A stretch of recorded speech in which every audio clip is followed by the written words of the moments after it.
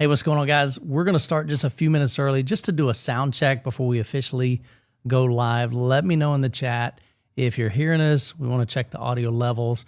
I know the past couple podcasts we've had some struggles with that. So let me know how the audio is coming through. See a couple people in the background. Death, appreciate that. It's good.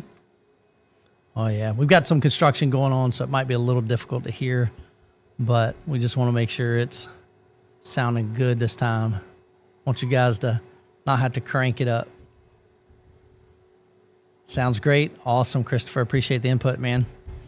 Very cool. I think we're good. So we'll be starting in a few minutes. Just wanted to get on here just real quick and do a little audio check. We'll be back shortly.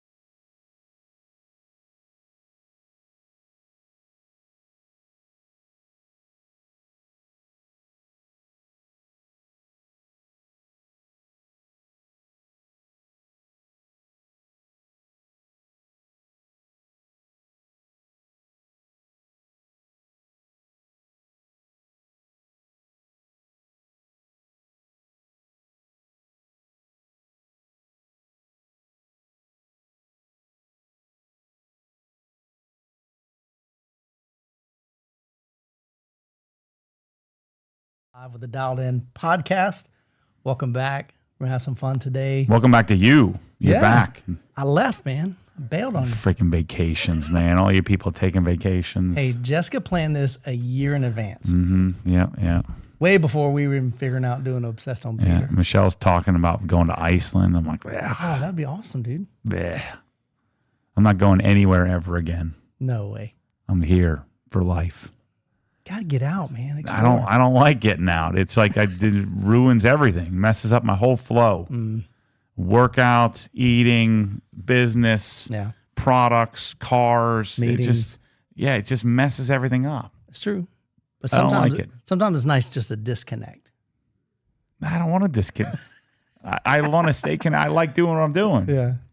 So I don't want to disconnect. I want to go travel around to some crappier place than what I got. I don't like it. Yeah. So I'm done with that. It's all good, man. Yep. Different strokes, man. Good to see you guys in the chat. If you got questions or whatever, drop them in the chat. We'll get to those throughout the podcast. Before we get into any questions, any kind of updates on OG side? Let's see. I'm fielding tons and tons of applications for CFO, COO type, or and depending on who I find, it might be more of like an ops manager and a controller, or it could be a COO level. I mean, just depending on who we bring in. I'm getting really excited about the possibility.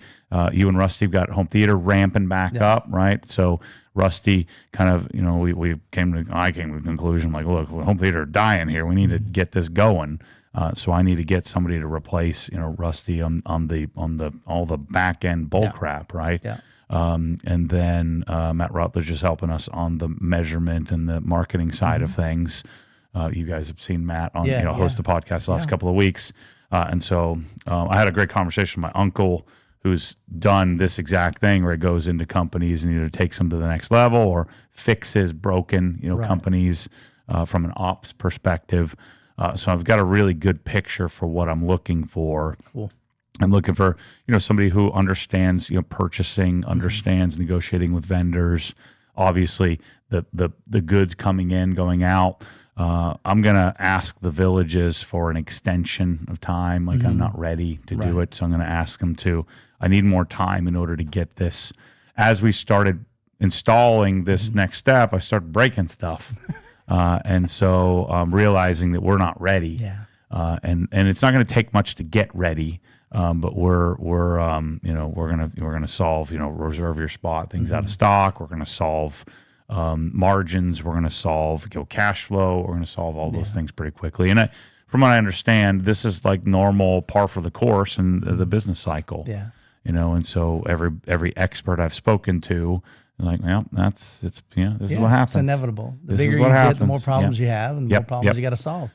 And my coach had said, man, you're going to love this next phase when you find when you get the team built. Your team's going to love the phase when you get the right support. Sure. And I know the Wabas have kind of seen it with Matt on the marketing side of things, that we have a plan, we have a structure. Yeah. And that structure that we did to build it this far doesn't work for the next phase. Yeah. So I'm pretty pumped about it. So how are you with structure? Well, I'm normally a structured human. Yeah. But from a business perspective, I want to be entrepreneurial. I want to be able to pivot. I want to be able to make changes and make adjustments. What I'm realizing is that there's this perception of the lack of structure, because in order to keep the thing afloat, I have to continue to just throw stuff in the pipeline. Yeah. Without, what I haven't done is address the pipeline. The pipes are leaking, so we need to fix the leaky pipes in order to. And it's not talent. Right. It's just the organizational structure that I'm not good at. Yeah. I don't know how to do that. Yeah. And you can't be good at everything. Right. And so getting people that are good at that, but aren't going to kill the entrepreneurial thing is a real tricky thing to do. Right. But I mean, there's tons of businesses that have succeeded, and so I don't think there's why I couldn't find that person. Yeah. So I have 5 or 6 interviews set up. If you're an OG guy or girl, and you want to throw your hat in the ring, I'm looking for a finance person and an ops person. But I need you to have some experience. Yeah. There's plenty of us. We could all figure it out. Right. It's going to take us 10 years. I need somebody who's done it. Somebody who has done purchasing, has done logistics, has done warehousing, has done widgets going out the door, has come in and taken a $20 million company and made it a $100 or $200 million company, or been a part of that. Versus just getting some executive who just goes from $1 billion company to $1 billion company. That's not the person that's going to have the requisite skills to take us where we need to go. Same thing on the finance side. If you've been working in a giant department with 18 people, this is going to be you. You and alone. Right. And then you're going to eventually build a team as cash flow changes and as profitability increases. Yeah. So, but what Obsessed Garage future is to continue to do what we do, but on a larger scale, make products that don't exist, right. And to improve products that do, working with vendors, and then building out, Obsessed Engineering, Obsessed Home Theater, or building, sister brands that make sense. Yeah. Still accepting applications? Yes. Okay. So hit him up, matt@obsessedgarage.com. Mm-hmm. Yeah. Tell him, I want a job, but you got to be good. And right? that would be right. And I want you figuring it out on the job. Don't let us know. I need it. So if you say ops person, there's a specific person who knows they're an ops person. The financial one is a little bit more complicated, but somebody who, again, has been a part of taking a startup and making an organization out of it, and has gone through that and setting interdepartmental budgets. Obviously setting up accounts payable, receivable. And we do have great resources. Joe, my lifelong friend is sort of fractional CFO for me now. Right. So there will be, a lot of help, and he could even offer, bookkeeping services for payable, receivable, all that kind of thing. So but we need somebody here full time to be working with our young talent to help them, budget and measure and to create structures and accountability structures where we're all marching toward a similar goal. And then I need, some people who have had some experience on how to wrangle a Matt, That's a full-time I'm a lot. job. I'm a lot, so that's what you guys, you got to experience a little bit of that a lot last night, right? So, and that's something that I think the next phase of the business is going to go straight up. Well, the cool thing is you guys get to see this in progress. You're not hiding behind a curtain. You're like, look, here's where we're at, and we're growing. And a lot of times with growth, there comes pain. Yep. When you go to the gym and you lift weights, you're sore, you're ripping muscles. But the only way you're going to get bigger, the only way you're going to get stronger is by really stretching those. And my brand has been that. Let's bring you along the journey. Let's show you the press-all bottles, the tips breaking and then the bottle turning yellow, and let's share with you the process, include you in that process. There's pain, there's growing pain, there's suffering, there's things that you have to go through. But it's I think my brand has been to bring people on that journey, and that way they can feel included. Absolutely, they're a part of that community. Sweet, man. Well, let's jump in. If you got questions, drop them in the chat. I'll be fielding those, and we'll hand those over to Matt. But got a first one from Addison. He says, Matt, he says Preston bottle. Is there a Preston bottle? Or is that Press-all? That's what I was thinking. It's probably just autocorrect. Okay. Yep. So the Press-all sprayer head broke when it fell on the ground. I snapped it back on, but now it doesn't spray. Any good fix for that? Anthony from the Rad Company said the same thing. He dropped it on the ground. I've never dropped one, so maybe I should throw one on the ground to find out. There is a ball bearing in the head that he said his ball bearing popped out. I hadn't seen this, so make sure that there's I don't know exactly where I think it's right behind where the spray piston is. That if the ball bearing is in there, it won't pressurize and won't spray. So that might be it, or maybe you just freaking broke it. I'm not sure. So maybe we need to do some sophisticated drop testing as well. This is part of the thing. Like, you got to send it out there in the world, and people will figure out just by sheer volume. Will figure out the issues because let's say you tripped over your daughter's bicycle, and then you dropped the bottle on the ground. In that circumstance, we couldn't replicate it. Right, sure. You wouldn't have thought about that. Right. So Yeah, that's the only thing I know of that you could kind of check out. If he replaces the tip, would that fix it, or is that Probably component the tip wouldn't there? be the problem. Yeah, Okay. it'd be inside. There's the tip, and then there's the internal structure of the spray head, and then I think there's a ball bearing in there Inside somewhere. further up the stream. Okay. Yeah. That makes sense. You going to become a distributor for the golf carts? No, I don't know what I'm doing with golf carts yet. Yeah? Actually, Jeff from the Rag Company bought one of those goat golf carts. They're Chinese kits. You know, it's a kit that they put together, but they do a good job. Their kit looks pretty sick. Right. So my Ryan, my son's little buddy, has ordered one of those too. Okay. You know, in fact, Ryan was calling me. Let's see what he wanted. Make sure. Let's call him on air here. Let's see. See what he wanted. He's like a real grown up now. You know, I know, you man. went I've through this seen- experience. It's weird, right? You have grown up children. He popped in the other night when we were on a call. Yeah. I was trying to giving me transferring money. He was trying to buy some $100 gloves or something like that. Your call has been forwarded to Jeez. It's all good. Never works out. Happy Friday, Nick, as well. See a bunch of you guys in the chat. Matt, once you said to get the F82 M4, but I ended up buying one. Just curious, what didn't you like about it? It checks every box for me. The M4 is hideous. You know, the F82, it's just ugly. Same thing with the G82. It's just an ugly car. Sorry to offend him. You did. I'm not He just really left the sorry. chat. Yeah, I'm not really sorry, but I'm pretending I'm sorry. Right. I think the four-door looks great. I think the F80 M3 is one of the best looking cars of all time. I don't like the S55. You know, the S55 engine just doesn't sound great. I don't know. He said he loves it. He said it sounds great. It has sounds torque terrible. across the whole That's RPM true. range. Yeah, has great power delivery, but I just don't like how it sounds. I had one for a couple of years, and check the box and move on. But yeah, I don't like the S55 engine. I don't like generally turbos. I'd prefer it to be naturally aspirated, and that's just my preference. But yeah, it doesn't sound good at all. So different strokes, but that he's on crack. So I love it. Nope.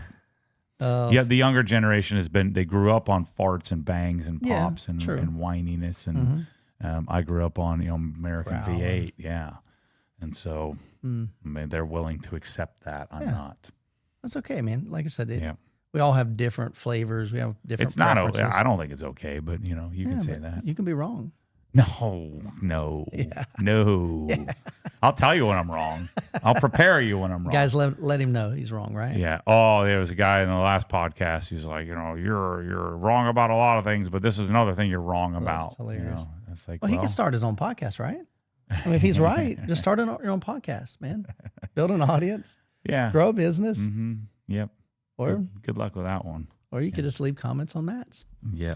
Mobile Wash and Detailing, he says, can you recommend a car wash shampoo to help strip old waxes and sealants to prepare a vehicle for coating? Yeah, I mean, wax and sealant's pretty easy to deal with. The OG Decon soap is my favorite for that. Another good one I found is Optimum. The Optimum, it's a green one. I forget what they call it. I think they call it Optimum Decon soap. That one I've been kind of experimenting with. The OG Decon soap, the reason why I want to make something different is something a little bit more aggressive. It's not going to take a coating off, but something to deal with the sealants, the silicon dioxide spray sealants. But the process of decontamination, first you use a Decon type soap, and then you would follow with a iron removal, and then you would follow with claying, and then you have to polish still. And so you just want to kind of get the surface stripped as much as you can before the polishing step. But the polishing is going to complete the rest of the process. But I'm a big proponent of OG Decon soap, which is an old chemical guy's product. I still just haven't found anything. I like the Optimum, but I still think I like Decon soap better. I'm always searching. Yeah. Another company, Arm or Detail Supply has one. And Shine Supply has one, but I don't know. They just keep coming back to Decon, OG Decon. Well, if it works, keep it, man. Yeah. Sorry if I missed it, but does Traceless nuke the new Pressols? Hasn't done mine yet. So I've had it in there for, say, a month now. So Jay Bishop, he said, I've got some leaking from the head after spraying. Yeah, I haven't had any issue yet, but I would wager Tarex, Okay. Angel Wax Vision, Mm-hmm.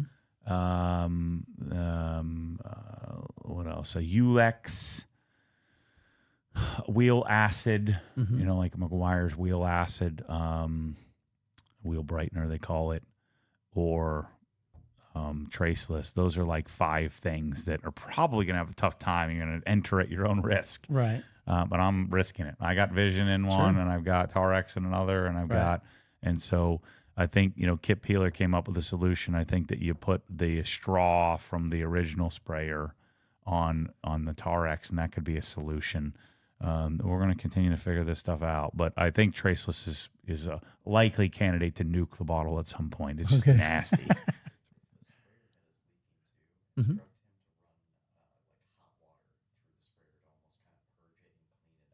Okay.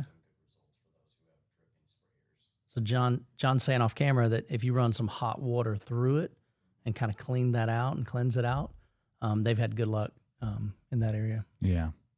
Try that. Give it a shot. Okay. Jasmine says, good morning. Do you think you'll ever get around to maybe reviewing the Ryobi Automotive? Probably not. I don't do reviews, Mhm. so He did a dual Ryobi, and he really likes it. yeah. I mean, if I Do you have any experience with them? Yeah. I tested every Ryobi that exists, and I'm sure maybe at some point, but it's not any different than the other Ryobis, so I'm not sure what they're just branded it differently, but it's the same motor and the same deal. Okay. Yeah, I mean, maybe at some point, but I've kind of crossed that bridge, and I don't. Couldn't imagine buying that over an AR, but maybe it's fine. There'd have to be something maybe super revolutionary, maybe. Yeah.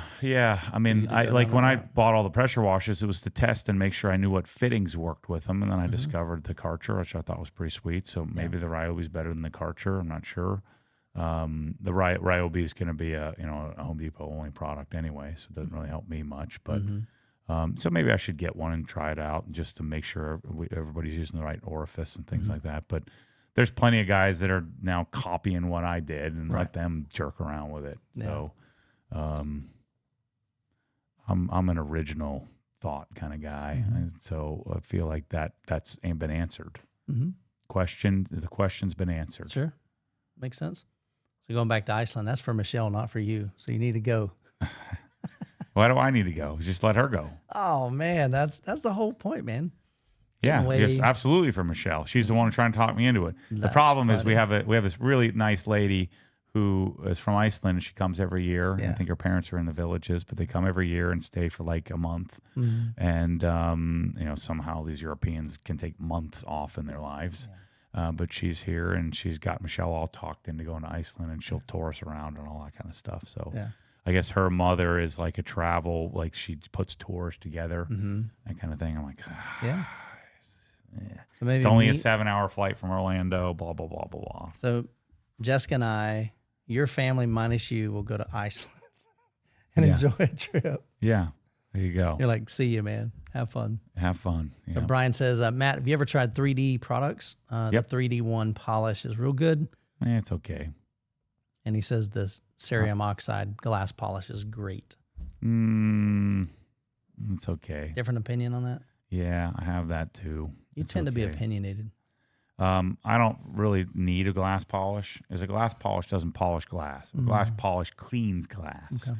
And so I would much rather use a much better polish, which would be like just use like Griot's fast correcting cream or something like that.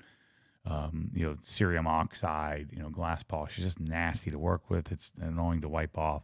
But, the product he's talking about, their glass polish, I think it's called Eraser. Okay. Is one of them, and then they have a second one. It's just not nice to work with.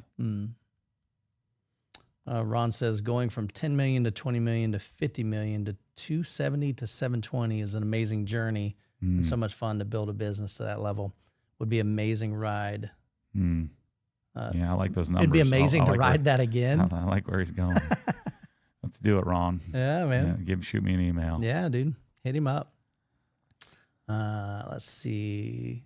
Now he says, Matt, your mic is very hot. That's probably because he's eating the mic. This is how I always do. He's got me fixed. Okay. Sweet. So we should be good on audio now. Okay. Bought a used Merca from Ryan Weiss. What an incredible experience using that tool. You like Merca? Yep, it's great. Okay. Ron John says he's got a question. Mm-hmm. How do you know when it's time to leave wealth management? I'm in private equity currently, and I'm not happy, but I'm committed. I've got partnered on YouTube. What now? Yeah, I mean, that's such a hard transition. I had it taken from me, right? So I didn't make the choice. Because you become accustomed to a certain lifestyle, and I'm not a very good saver. I'm more of a spender, as you know, right? And so, you kind of get accustomed to a lifestyle, and then you kind of live that lifestyle. And for me, it's cars. Cars were always the thing cars and houses that made me need to continue, going back to the trough. I think you side hustle your way into what worked for me was when the job became an inconvenience to the side hustle. Like it was slowing down my side hustle. Right. Yep. That was a clear sign. Yeah. And I went way past that, not knowing that the side hustle was going to be what it became. Yeah. But the key component to this that worked so well for me is that I never left the passion. In fact, until now, the last year or two, I've gotten a little sidetracked on leaving the passion and leading with the result. Like, this is my business plan. Here's how I'm going to execute it. I'm going to, sort of due diligence myself to death. Right. And I've done that with the wholesale distribution, the international distribution thing, where I'm leading with the money instead of leading with the passion, and the money comes. Right. And so there's this thing that's really difficult, and you have a job, he probably makes a bunch of money. Yeah, he's paying the bills really well. Right. He has a certain lifestyle. Sure. Unless he just has saved a bunch of money, made a bunch of money. Right. Where he could walk away. Right. Then, which I wasn't at that level. So, you need to be careful not to, because when you leave the cash cow, when you leave the job, to then enter into this contract with yourself where you're focusing on how am I going to make money at this, and then by proxy you probably won't make any money. Yeah. Leading with the money, leading with the results instead of leading with the passion. Yeah. And so that's a tricky part. So for me, it was, could I do it? Could I make it work? Right. I think I could. So I didn't go into it, eyes wide shut. I had some time, so they brought me into the Raymond James, corporate office in March of 2016, and then I didn't get fired until June. So I had a lot of time to self-reflect and write some spreadsheets. What did I think Obsessed Garage could do by itself if I focused on that? What do I think Obsessed Garage and wealth management can do if I made a wall? Because clearly they're going to make me make a wall in between. Sure. And the third option, which wasn't an option for me at all, is I just forget Obsessed Garage and I do just wealth management. Right. And so it was between wall, like a direct delineation, but there's only one me. So I was going to have to live two lives, and I want to live two lives and have two businesses. I wanted to have one business that complemented itself or complemented each other. And so it became very clear to me I need to take the path that is now telling me that my job is such an inconvenience and it's slowing me down. Yeah, I would absolutely not recommend you just quitting your job and going all in on content creation or YouTube or whatever platform. Yeah, because you might not have it. Yeah. There's a lot that you have to figure out. It takes a long time to grow, even with my channel. It took 2 years before I made the move to go full time on it. Yeah. And so I would just be really cautious of that. Now, if you've got another way of bringing in some income while you build that might be an option. But like you said, with the wealth management, he's probably making considerable money. And it might be hard to generate that for quite a while. Or ever. Yeah. Hey, you may start it and you may not like it. That'd be okay. Let's say he has, $8 million in the bank and has a meager lifestyle and his house is paid for, his cars are paid for, and He doesn't need a lot of capital to go chase this thing. So Right. that may be the case. Sure. And he's 52 years old and say, you know what, I'm good. Yeah. If this doesn't work out, I've got I'm enough still money. okay. Yeah, I got enough money where I can survive. I could always go back to it. Right. That would be the ideal situation, Sure. right? Yeah. And then you walk away, especially if you could like sell your practice or something like that. But if you're making a lot of money, but you're still on the come up, Right. and you can't just make that transition, I would just focus on do the work. You got 2 jobs. You're working 80 hours a week, 100 hours a week. I still do that today. Yeah. It doesn't feel like it. For sure. Wake up at 7 now. I've been hitting the gym a lot, but that's part of my regimen. Okay. So I wake up at 7 and I shut it off at around midnight. Mm-hmm. But I'm always working on something. Yeah. I'm either editing. Yep. Right now I'm trying to put together my own custom version of a sonic tools set. Mm-hmm. So I'm doing that on the nights and weekends and evenings. Yeah, it doesn't stop for an entrepreneur. I mean, right. And the thing that sucks is I haven't even done anything with a sonic yet. But I'm walking around with it in my brain. mm-hmm. I'm going over resumes. I ran some ads on LinkedIn, and I got like 200. Wow. Like really qualified, people. Yeah. And then gotten a lot of different OG people, and so just now I'm sifting through that, and just constant nonstop. Yeah. I was on the phone all night. I was talking to Bradley from Armor Detail Supply last night about some things, and then I was talking to Eric from Car Supplies Warehouse about some things. Sure. And then I was talking to my uncle, like I said, for an hour or so on operations and what is ops. And then I was talking to Nancy, my coach, Yep. and then went for a ruck because I had to move all my cars around because today I had to go get the car, get one of my cars to bring it back because I want to work on that this weekend, and just constant nonstop. I'm posting on Instagram while I'm doing that. Yep. And nonstop. Feels like plate spinning a lot of times. Yeah. And you're running Just from doing. one plate to another, to another, to another. That's what we talked about on the home theater side of things. You need to do. Yeah. And I don't know how to explain that. Right. And that do has to be profitable. Mm-hmm. And the do has to be leading with sharing the passion. Selling is really what you're doing. Yeah. Providing value. Sure. The do has to be providing value. It is not valuable to our customer, up front, in the upfront sale to build a beautiful, back end of our website, Right. where it's great for our warehouse staff and our purchasing. Mm-hmm. Now, our customer can benefit from that, Sure. but the doing has to be, doing stuff that matters. My problem is that comes very natural to me, and so I'm trying to teach it. Right, I don't know how to do that. Yeah. So I'm trying to figure that out, trying to extract that out. Right. What is the doing? Yeah. What's the secret sauce? What's the formula? Yeah. And I was telling Nancy this last night. I said, I'm going to look for COO and CFO, and I've got this pressure, this immense pressure that I'm going to let everybody down. I'm letting Rusty down because he can't get to home theater quick enough. I'm letting Tommy down because he needs support. I'm letting Nancy down and Rick down because they said I should do this, Right. and that's what creates the urgency for me to do it. Mm.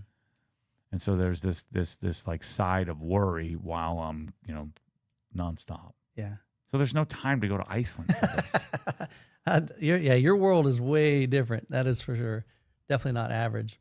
So Christopher says he's a Hex Plus member, was buying some stuff for the giveaway. I noticed when I added the coffee to my shopping cart, it was charging me about $5 for shipping. Is that right? That seems about right. And shipping ain't cheap anymore. We did a quote just yesterday on some home theater stuff, and he's like, holy cow. I'm like, yeah, everything's expensive right now. Yeah, I would think, $5 sounds pretty reasonable. And it would probably only $5 if he added it to like a bunch of other stuff. Oh, he's talking about Hex member because he gets free. Right. It's possible that a coffee is excluded because it's drop shipped right from those guys. Okay. So it may be excluded from the ability to ship for There's free. somebody he could reach out to. Yeah, just email support. Okay. $50 minimum. Yeah. Yeah, you got to hit. Yeah, inside the Hex, you got to buy $50 because we found people would make 10 orders for $7 a piece, and then I'd end up losing $50 on their 10 orders. Yeah. Let's see what else we got here. Some of these are answering some of the earlier questions from the chat.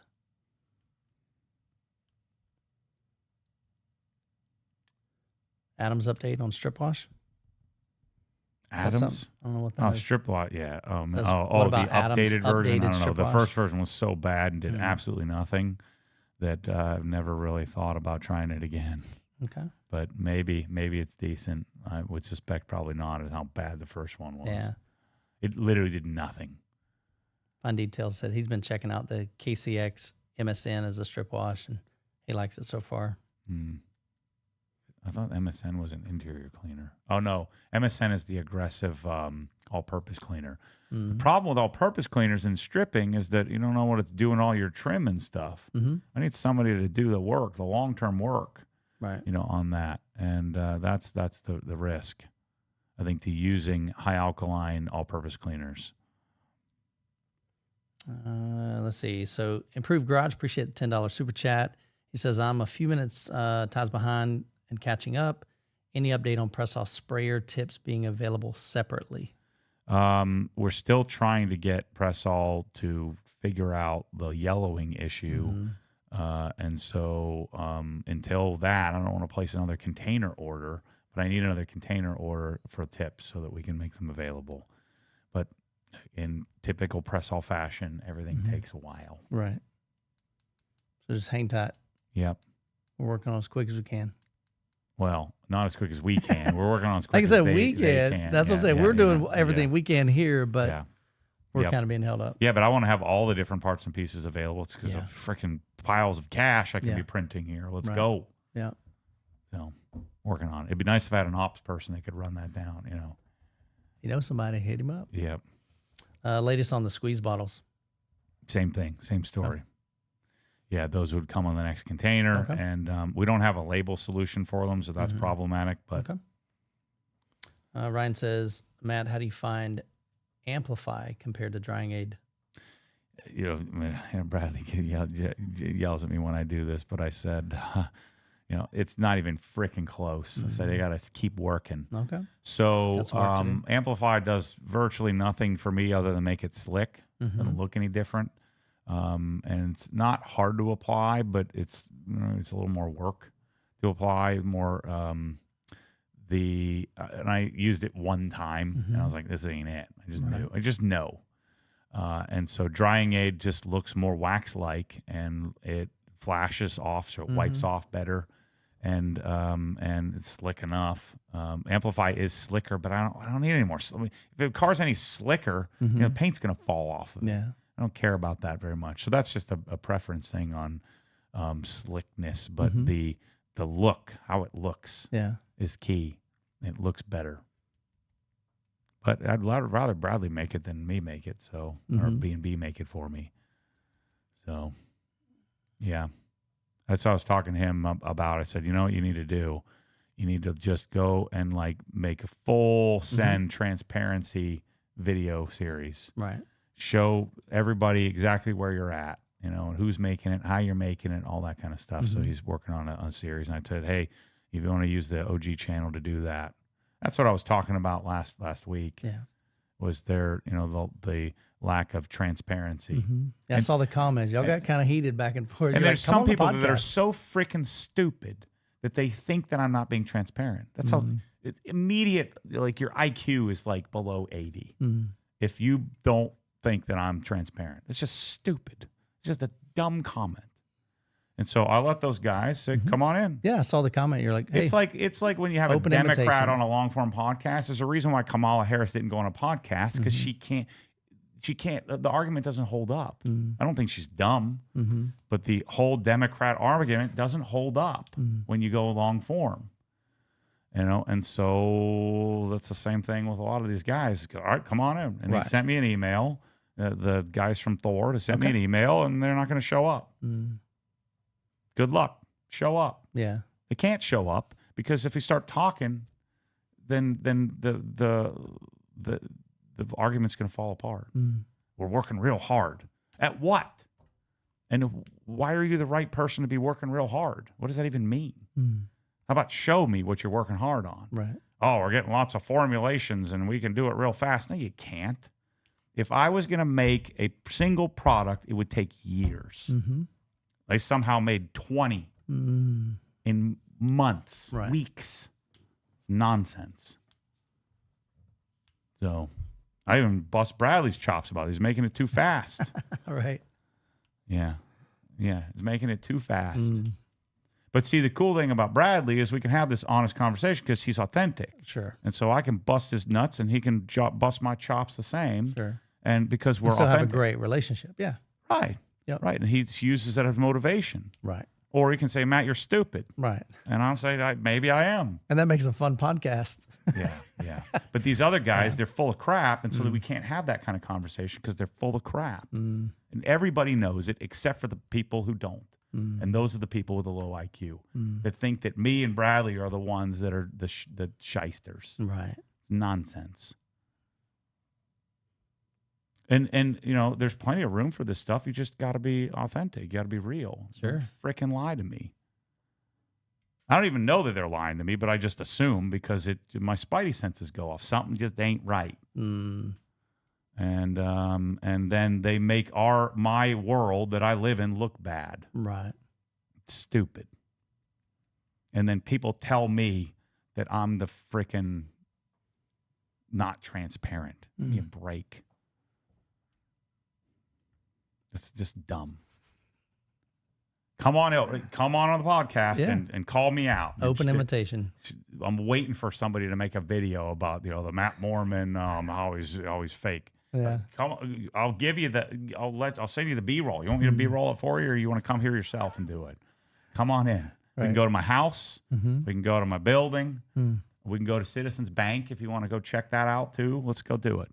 That's what I'm arguing in the detailing world, that you need to have, and I guess maybe it's a business choice, but you need to have, if you want to break in and you want to do it where people like me believe you. Right.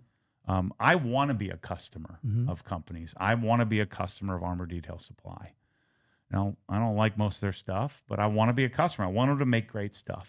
I want to punt OG tire dressing in the trash and do something else. And because it's exciting and it's a new product, but I also want to know that I can believe the person. Right. You know, and I want to know that they're the right people to make. This is what I said. There's tier 1, 2, 3, 4, and that's just my tier system. But you know, tier 4 is anybody who's not authentic. And don't tell me you can't say I'm authentic. Don't tell me when people say trust me. Right. Yeah. Trust me. Yeah. Just show me. Yeah. Show me. Yep. Show me the pictures of you. You know, of the facility, and show me the pictures of you. You know, detailing 25 years ago, and show me. I've shown it. Yeah. So good luck coming to get me, homie. Good luck. You can't get me because there's nothing to get me on. I've already told you. Right. I've already shared it all with you. And if you think that I'm not, you're stupid. Like you're just moron. It's unbelievable how stupid people can be. You know, there's a amount. You're going to catch Obsessed Garage in a lie. What lie? What am I going to lie? First of all, what is there to lie about? I've already showed it all to you. I'm selling $20 million worth of stuff, and I'm still broke. That's transparency. Most people just brag about the 20 million. Unbelievable, yeah. I love it. Now, I've acquired a lot of assets, but I feel like I'm freaking broke all the darn time. So Obsessed Detailing Solution says, can we get the OG vacuum in a different color? Black or gray would be sweet. It's on the list, the long list. Okay. But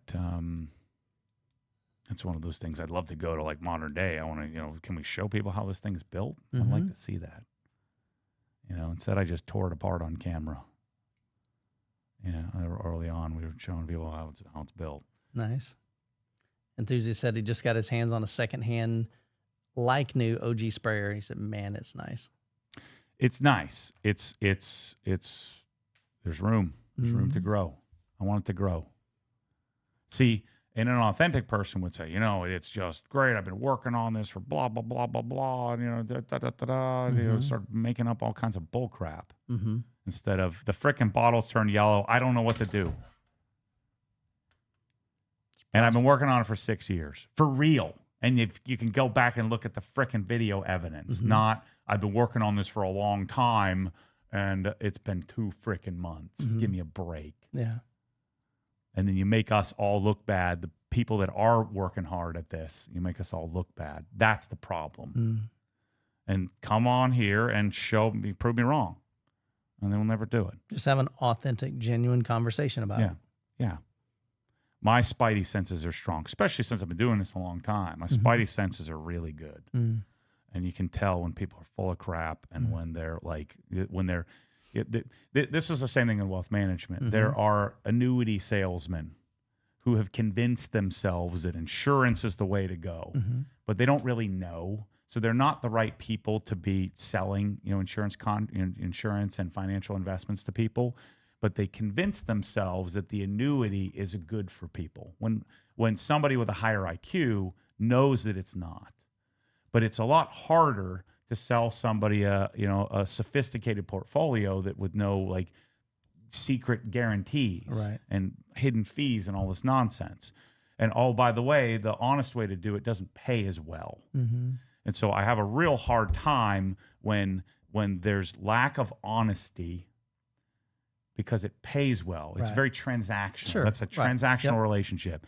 And then I have an audience of people that say that I'm the frickin' shyster when I'm doing the right thing. Sure. And so the people that do the wrong thing are the ones that are, and this is always short term. It's very fleeting. Yep. Eventually, they go away. Dallas paint correction guy was one of, he was one for a while. There's been a dozen of them along the way. And I just really, and I've kept my mouth shut for years about this kind of stuff.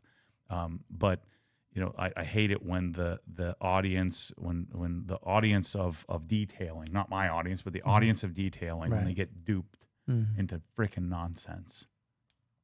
I don't like it. So. Frank wants to know on the beta solution cabinets, how are that performing? Any updates on a release date? On which? Right here. Beta what? Oh, the pressure washing solution. Yep. There's no. Nothing. I don't know. I don't know where we're at. It's a big project. Okay. We've had to make a bunch of revisions and stuff, so I'm working on it. All right, Raph says if money is limited, which in most of our cases it is, would you get an active 2.0 with Swiss tracks or Krenslow pressure washer with no Swiss tracks? This is considering I have garage pressure washer hose reel installed already. Yeah, I do active and Swiss tracks for sure. I take that progression. I'd rather have both. And then you have all the stuff you need that you could very easily upgrade to the Krenslow later on. That would be my suggestion. Yeah. See what else we got here. See, back in the day, I waited on a Krenslow, but we didn't have any mid-tier solutions back then.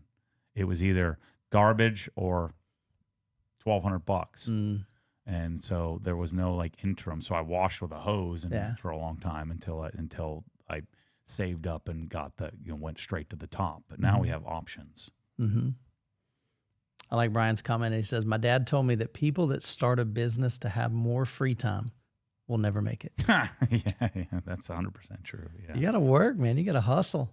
What you have is more time to do what it is you enjoy doing, and probably less time doing things that you don't want to do. Yeah, because you get to make the choice. But because of that, you have the ability. I wanted to make more cold calls, right? But I didn't enjoy doing it, and so I had a hard time. Remember we talked about it in the previous podcast. I'm not good at discipline, right? Discipline's hard. Innate is easy, and so it's hard to be disciplined. So you can probably relate this. Woodburn says, "I keep spending all my money on cars. It's like I can't stop. I'm trying to get out of that cycle." Yeah, you kind of can relate to that, right? I'm still in that cycle. How many you got right now, Matt? 8. Yeah. You were just telling me last night, you buy cars and then you got to figure out how to get out of them. It's like this curse. Yeah. So the Amira will take me down to 7. Yeah. The Evo will take me down to 6. Yeah. I'm including the van here, but I still got to pay for the darn van and the insurance and all of that. And so then I'll go back up to 7 with the Model S that I'm going to get. And I'm going to hover there for a while.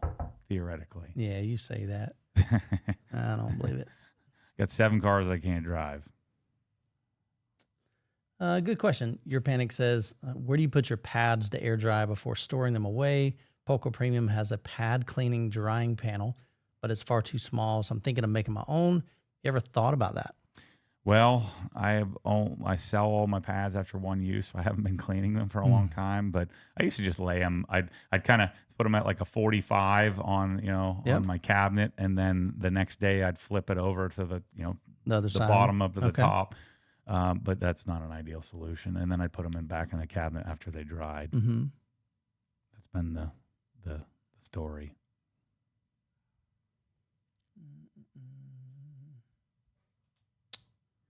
Do you have any pressure washer hoses in stock? If the order says fulfilled, does that mean it hasn't shipped? No, fulfilled would mean it's gone, shipped. So it should be on its way. Yep. But you should have tracking and the whole thing. Yeah. Okay. Any thoughts on Wolfstar? What's his name? Sheepstar. Yeah, I don't think he got the intended result he was hoping to get. You know. Yeah, I think he made it look. He made himself look bad and made everybody else look good. I think that was more the result. I don't know how I got myself into the mix of all this bull crap. It's just I just get really frustrated. This happened a half a dozen times in the last decade where you just have these people that show up. The annuity salesmen show up into your town, start selling annuities to people, start slam jam, and then eventually, a year or two later, they're gone. Right. And they all have the same store, and they all think the same thing. Oh, I'm going to be different. Selling insurance to little old ladies and just sticking them in this garbage, and then I've got to come and clean it up later on, and that's what's happened, over and over again. This is why I call G-Technic Tier 1. This is why I would call ADS Tier 2. They want to be Tier 1. CarPro Tier 1. And this is why I call all this other nonsense that, where they come out with the entire line in 6 weeks. Right. It's Tier 4 until otherwise proven, which would be to be authentic, to be, because I might be wrong, but be authentic, share the not the contrived bullcrap, because we can smell it. Right. We all can smell it. That's what, that's what Brian, Sheepstar's talking about, is that it's you can smell it.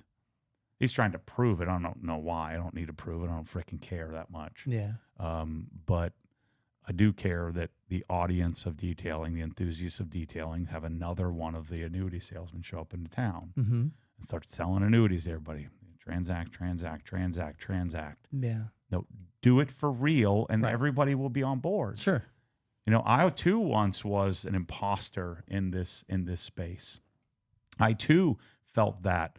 The incumbents were like giving me the stink eye, but eventually they came around because I was honest with them, and you have to prove not yourself. selling annuities. Yeah, and over time, the truth always comes out over time. You can fake people and you can fool people for only so long, and then when it, what happens when you don't believe that you're doing that? That's the hard part. Yeah, I think just publicly, the public will oust you out. Yeah, it's happening right now. Unfortunately, I have to be the one to do it. I hate it. I've kept my mouth shut in the other 6 or 7 over the last decade. I should keep my mouth shut now because I don't want the frickin' fight. And the podcast is open, come on the podcast. But I think you've made a genuine invitation to say, look, I'm not looking for a fight. I'm looking for a conversation, an open, real. You can ask me any questions about my business. Let me do the same and ask questions about your business. It's funny how all the annuity salesmen always find each other. Yeah. They always find each other. Sure. It's crazy. It's freaking stupid, frustrating. So Boatworks today says, started going down the detailing rabbit hole, and he's ordered 1120, hoping it ships today.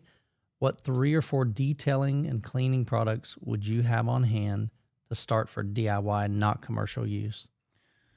What'd you recommend? Well, you start with car washing, right? So you want a set of buckets, hopefully a nice set of buckets. You want a car soap, so I like GSF. If we're going to have one soap, I would choose GSF, Coach Chemi GSF. I want at least a good couple of wash pads. So because nothing's worse than like your wash pad, you're sort of letting it dry, and then you haven't washed it yet. You don't want to wash twice with it. Right. At least I don't. And so I want like 4 wash pads. So that way I don't have to go wash my towels after every wash. Right. You want a good set of towels, right? So good drying towels. And then you want your wheel cleaning stuff. So we want to tackle that. So I want brake buster. I want an Easy Detail large brush. I want the Detail Factory, tire cleaning brush. I want the lambskin, lambskin mitt. I want one of those. And then from there, then you start heading down the rabbit hole. Am I going to start polishing? Am I going to start decontaminating? Am I going to start coating? Then I sort of design these packages, but you do the car washing package, the wheel cleaning package, the Krensla package, the bucket package. So those 4 things are what you need to, because the car washing package would have drying aid in there as well, and so you'd have this kind of system of what you would use to wash a car. Right. You also, I think, want a leaf blower, the new 880 Ego, so you can dry off, and then you can do the whole process. Right. Then you start heading down the rabbit hole of I'm going to do a CR spotless. I'm going to do start adding conveniences. I'm going to get OG spec gun and wand. I'm going to get a wand holder on the wall. I'm going to do a bucket filler. I'm going to get shelves. Then you get cabinet. But it starts with, I think, bucket package, pressure washing solution, into car washing package, wheel cleaning package, and then from there, then I think you go interior, then decon, then polishing, and then you're opening up Pandora's box to $16,000 worth of stuff. Right. Or you can just go to Obsessed Garage and buy the $16,000 master collection, get it all at once. You get it all, man. Depends on your budget. That's just not realistic, not practical. Sure. Typically, most people have that journey. They start off, and at least you've got a pathway. You've created the path. Here's where you start. Here's where the middle. Here's where you end up. And then you can progress as funds and time and your interest. Yeah. You may not want to go past washing, but you've got that progression. So yeah, because you may hire out, the polishing part. Sure, you may not enjoy it. And to me, I'm at a point in my life right now. I'm almost 50 that I hire out the stuff I have no desire to do. Yeah, the stuff that's fun. Yeah, man, I don't mind working hard. But some of the stuff I just don't have an interest in. Let me pay somebody else to do that. So that may be in the car detailing. It's very dependent on how important the result is to me and how much I enjoy the result. I'm willing to go through, climb through crap to get a great result. And so to me, it depends on that and so on how willing I am to do the work. But like my grass, I would like nice grass, but I don't really value the result all that much. Yep. And so I know that they're not going to do a good job. And so I hire Massey to spray their bull crap, which really doesn't work for squat. And I hire somebody to cut the grass. Yeah. It's not one of those things where my town has a lawn care nut that I could hire to do it, and so that's the conundrum, or the answer to the conundrum is that, well, I'm going to make a choice of where do I value results? And then in my case, it's do I want to share it? Am I going to have fun? If I'm not going to have fun sharing it, then I may sub it out. Because my business has become, back to transparency, sharing it. Yeah. Here's where I'm at. Here's what I think. And the value prop is, man, if I can figure out a way to deliver that thing to somebody that I value so much. But I've sent my housewares spreadsheet that I've gotten not a red cent out of to 5,000 people individually, myself or Susie. Yeah, they email it to you and then you send it straight to them. And I just go to I have it automatically saved, and here's the spreadsheet. It's a terrible spreadsheet. I'd put zero, but it has everything you need in it, of the $15,000 worth of stuff you do if you were going to outfit your house. Right. And so what I should have done, it would have been smarter, is I should have charged like $50 for access to that document. I could have made, $250,000. Or at least sign up for your email newsletter and then give it to them for free. Get something in exchange. Yeah. But I really value that it's not a transaction. Yeah, that it's one-on-one not an touch. annuity sale. It's a connection. It's a relationship. That's correct. And maybe someday I'll figure out how to monetize that. Me and Rusty were talking about this before, where Rusty was thinking of the business perspective of like, well, if we're going to do all this work and figuring out which receiver to buy, we got to make sure we have the receiver up on the site. I said, well, sometimes we're going to lose a few sales because we've got to really answer that first. And so, at least that's been the formula for me, because I've started to head down that path with the wholesale side of things. And I just bowed out of the liquid elements deal in the way it was currently structured. I think I'm best served just talking about how much I like liquid elements. Right. And what I was trying to engineer was a way for me to get paid for that influence. Right, sure. And I just didn't go down the right path doing that. It's just didn't feel right. I couldn't get it done. Yeah. Because I was going to get it done, but it's like, again, I planned to make 400 cold call dials a day, but I only made 200 because I didn't like doing it. Right. And so that was all the discipline I could muster up. I was going to get the liquid elements product distributed throughout North America, but it was going to take a lot longer, and that would have been a disservice to them. Whereas my friends at the rag company already have that distribution model built. Sure. Plus, my business model, I can't just sell liquid elements products if I don't want it. And so what I was going to do was, I leveraged like my friends at like Detail and Image and Car Supplies Warehouse and the rag company and Amazon and these other platforms. But I realized, man, I don't want to do any of that. Let me just turn this over, and then maybe I can negotiate some sort of stipend, marketing stipend because the problem that I've experienced with the business has been I help make the market on a product, and then I not only do I don't get credit for it, I generally can't keep it in stock because they're too busy divvying it up. And so it'd be nice if I got a cut. Something, yeah. And here's what I'd tell you. I'd tell you what the frickin' cut is. That's what transparency looks like. Yeah. I'm hoping to get like 10%. I'd be sick. Yeah, for real. Instead of getting 100% of 50%, right? So let's say the margin was 50% on a polisher or something. It's not, but let's say it was. Right. So I get 50% margin, and then what my plan was, and this is what generally you would do wholesale wise. So I would give so I would have exclusivity of the product line, and I would get 60% margin, so I could keep 20 and give 40 to my retail network. Right. And everything would come through me. But then I'd have to have a giant warehouse. I have to take the giant containers. I have to do all of that. And that's very capital intensive. But I thought that was the only way for me to get credit for the fact that the polisher, no one buys it if I don't make it happen. Yeah. And so instead, I think a better way to do it is going to be to negotiate some sort of a different deal where I don't have to take possession of the product, but I can still help light the match and really, because I'm kind of a marketer. And then you have to trust. Right. This is where the trust me part comes in, and this is where your transparency barometer is important. That you have to believe. I have to not let you down, and say, well, I'm selling this because of my marketing stipend. Because I haven't never done, and this is what Sheepy was talking about.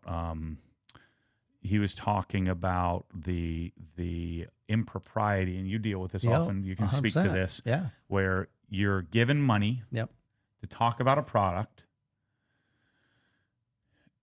and if you're a reviewer, that's part of the thing. Now, I'm not a reviewer, so I don't think I can take the money. Yeah. I'm sure I could engineer my way into taking the money, right? And so what I decided to do was to build a business, a curated retail business, where the way that I would make a living and get this option to live this life was to build a warehouse. Yeah. And then I thought I was going to build warehouses all over the world. I thought that was the next logical step, is to build a warehouse and to ask for the same relationship that every other retailer has, and then ask people to buy it from me. onto the source. Yeah. And so the other way of doing it is that you could set it up to where, you pay for play, right? So I'm going to play your product on my channel to people, and it's going to be a commercial. Yeah. And I'm going to review it. And it's always, so that's always a challenge, because I know for a fact that there are people in the home theater niche that get paid to do a review. Now, I've never taken payment for a review. Now, I've had companies send me a product, I make the review. I'm like, hey, you want me to send this back? They're like, nah, it costs too much to ship it back. You can just keep it. Yeah. Cool. That's fine. But I'll never say, hey, unless you give me some money, I ain't reviewing your product. That's just my personal conviction, but I know there's other people that do that in the industry, and probably other industries as well, where I have but that's their business model, right? That's Sure. their business model. And I don't knock them. This is just my personal conviction, and this is the way I've chose to run my business. Where I choose to make money is if you want to run ads on my channel, absolutely you're going to pay for that. Yeah. If I'm going to, instead of, YouTube putting their little ad at the middle. Like Arundel, right? Yeah. So Arundel speakers. 100%. But you weren't 100% like all in on Arundel, No. but you weren't against it. You weren't That's correct. for it. It was like, 100%. I'm a conduit. That's correct. Here's that's a great choice, here's a right? great speaker brand. We're not carrying it in our store, but I still believe in the product. It's a good product, but it's just not something that we're choosing to carry. So I don't mind getting paid for that. If I go to do a home theater tour and I'm having to travel to California, well, the brand that is in that home theater, I want them to pay me, to give access to my audience, and the travel fees and all that. So there's ways that you can do it without having to get paid for the review, but that's just the way I've chosen. And what you and I have talked about, what would happen if you choose the curated retail route, you're probably going to have to give that up. That's correct. Right? Because and we're doing that now. You'll lose your ability That to is be able correct. to do that. Yeah, we've already seen that now. So going to CEDIA, which is a big trade show, I've reached out to some of the brands. They're like, oh, wait, you're a dealer with us, so we can't really pay you to. So I'm like, oh, yeah. So there are some of that opportunity lost. Yeah. But because we're focused on building Obsessed Home Theater, that's going to be a bigger gain down the road. So it's small sacrifices now. I've thought about this, and if you're really smart, you can figure out how to do all the above, right? I'm just not smart enough to do it all the above, and so, but that's where I think Sheepy was a little wrong, and that he was, calling people out for the lack of transparency on who's getting paid. I don't think that really matters all that much. But let's say Sony sends you a receiver. They send you a receiver. Yeah, they didn't pay you anything, but they send you a receiver. You'll throttle your response. It's just natural. Like because they sent it. They sent it to if they you. said I was going to keep it or whatever. Is that what you're saying? Right. Or? They sent you a receiver, and let's not talk about paid. Okay. Right. They send you a receiver, and it's free. And or let's say you ask them to send you the receiver. This is even more. Will you send me a receiver? And then you're not don't gonna like it. Yeah. You're not gonna go all in on it. I've done that. I've done it. Now, fortunately, the ones that I reach out to, I like their product and I believe that it has potential, because I don't want to just review trash. My time's valuable. But there have been several products that have been sent to me, and I let them know up front. I'm like, look, here's what I found out. Is this normal? And they're like, yeah, it's kind of normal. So I had a laundry list of stuff. And I said, I'm sharing this. And they're like, sounds fair. So I let them know up front. I mean, it doesn't change what I'm going to say on my channel. Valencia, they have sent me probably 7 different types of seats.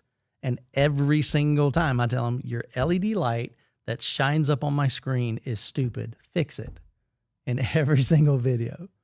So I don't know if there's anything that I'm throttling back, but I'm not afraid to, because here's my thought. If you can't be authentic, if you can't be honest, why would somebody want to buy from me? Why would somebody use my affiliate link? Maybe you can do it because you're nice, but like if somebody sends me something, I have to throttle me back. Well, yeah. If I go full me. Okay, yeah. Like, this is a hunk of garbage. Okay, so I had it where I threw an IK sprayer in the woods. I see what you're saying. On camera. So I've made a decision personally. I will not trash a brand, trash a product. If it's hot garbage, I'm sending it back. I believe that one product had potential because a lot of that stuff could be fixed with firmware. So they can work on the back end. So hopefully down the road, they can fix these issues. Yeah. But there are sometimes that I think of only one time in 7 years, I got something and I reached out to them. I said, look, this is terrible. Can I just send this back? And they're like, no, you can just keep it. I threw it away. I didn't even make a video on it. So if it's that bad, I'm not even going to waste my time, waste my energy making a video on it. But if you're an actual reviewer, where, reviews to me are, first of all, they're stupid because no one takes a stand. A review is just reading the directions and showing you how it works. That's a review. And then you come with some BS score system or something like that. Yeah, I don't do scores. I just share my experience and what my process has always been is what do I, as a consumer, and what I'm asking you to do is to take a review and shove it up your rear and tell me what to buy.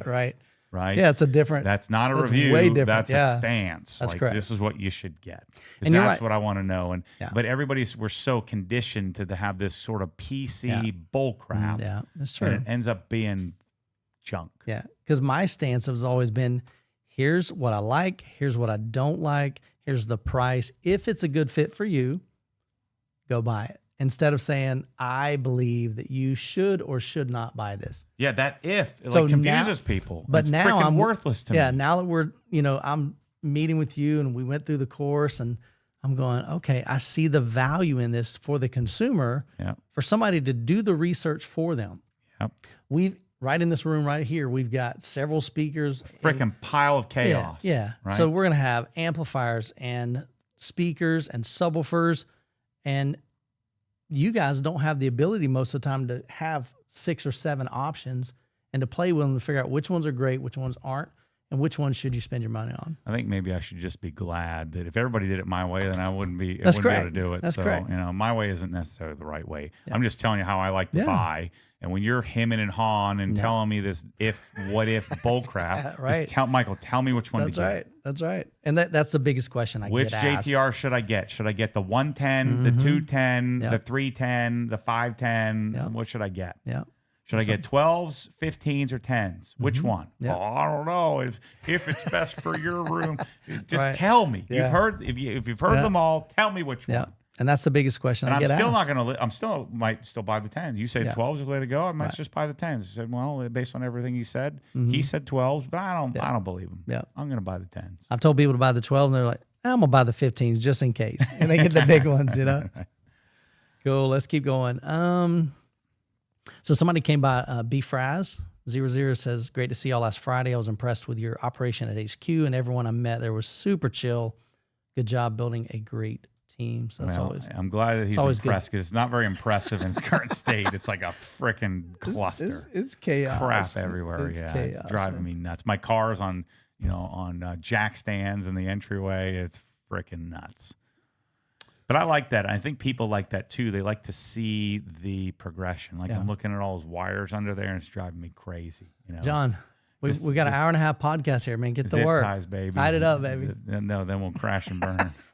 Stuff will stop working. Let's see. Yeah. It's funny. Every time I come back, it like scrolls to the bottom. Lose my place here. Let's see what else. Oh boy, I've created a whole cluster for myself. Yeah, there's all kinds of stuff. I lit the whole detailing internet on fire. Yeah. Let's see. We just can't have another Scott DPC, show up in our space again, and it's happening over and over and over again. Bunch of freaking bull crap. Yeah. Have you looked at any handheld little blowers that take a Milwaukee battery? No. Other people have been sending that to me. I have no interest. What's the point? Portability, maybe? Yeah, ease of use, or? I guess. But what are you blowing? You blow it off your ball sack when it's sweating? I mean, what's the point? Am I going to blow off my fender? Well, I'm going to get the ego blower out. Yeah, get the big Again, one. these are solutions to problems that don't exist. Interesting. Yeah. I just don't like that. Like the mezzo valve, with the 2 freaking foam cannon is the stupidest thing ever. Gosh. Now it makes sense, when you have, you're trying to mix two chemicals at once, but otherwise it's just dumb. It's just some dumb things that come out. Neil White says the only thing Matt lied about was his OG spec pants. That No, split. those pants were the best No, pants. that split. The Ezekiel's, man, I love those pants. I'm so sad about those He said pants. they were the best ever, he said, shaking my They're head. so good. They're so comfortable. They were a little bit stretchy, apparently not stretchy enough. My massive quads. No, you needed that little mini buttocks blower. was not it was too sweating too rotund for those pants. Man. That's funny. Dang, I love those pants. Oh, sweet, man. Chris O says, if I ever run into big money one day, Matt, I'm flying you out to Australia to do a setup. Oh, shoot. You're just going to have to pay me a lot of money.